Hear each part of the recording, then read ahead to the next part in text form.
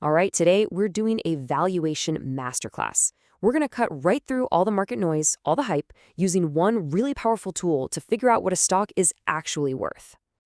There's this disease really infecting the market right now, and it's called story investing.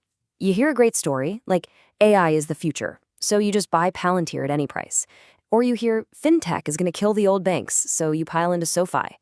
But here's the thing, stories don't generate returns. Math does. Look, my personal goal for my family office portfolio is to turn 75,000 pounds into 1 million.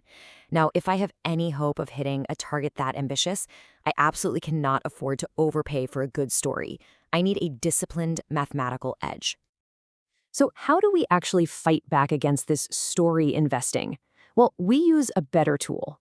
It's a method I use for every single stock I analyze, and it's called the reverse DCF. So what on earth is a reverse discounted cash flow? It's actually pretty simple. It's a valuation method that starts with the one single fact we know for sure, the stock's current price, and it works backward from there to figure out what growth rate the market is expecting. And this is where you really see the difference. With a standard DCF, you're basically a fortune teller. You're guessing at future growth, and it's so easy to be biased. But with a reverse DCF, you get to be a detective. You use the evidence, the price, to figure out what growth rate the market has already priced into that stock. I absolutely love this analogy. Think of it like looking at the odds on a racehorse. A reverse DCF doesn't tell you which horse is going to win. What it does tell you is what the crowd thinks is going to happen.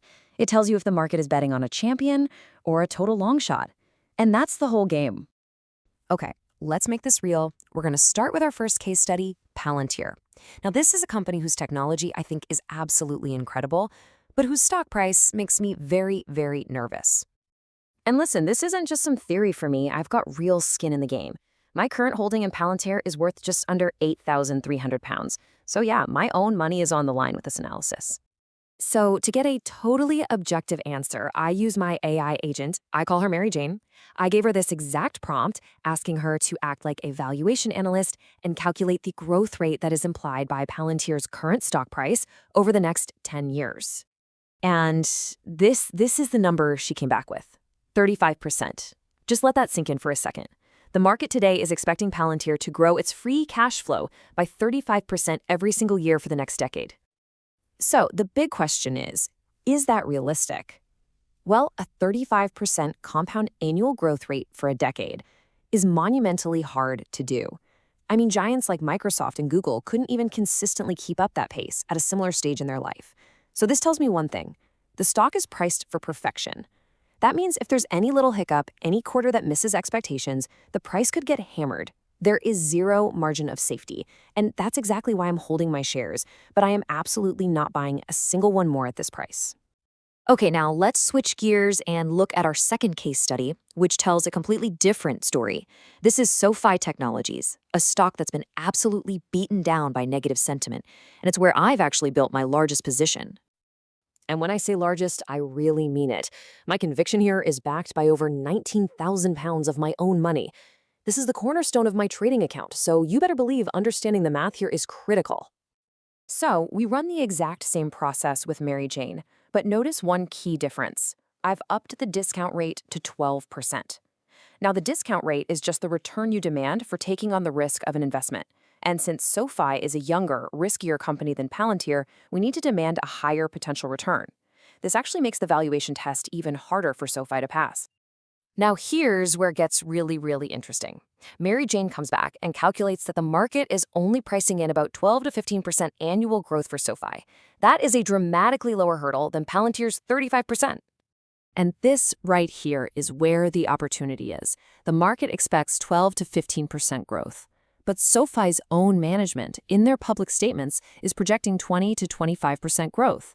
That gap, that difference between the market's low expectations and the company's own ambitious goals, that's what we call a potential mispricing. The math is telling us the stock is likely undervalued. So what do we have? We've got two fantastic companies, but two completely different stories when we actually look at the numbers. And that really gets to the heart of my entire approach.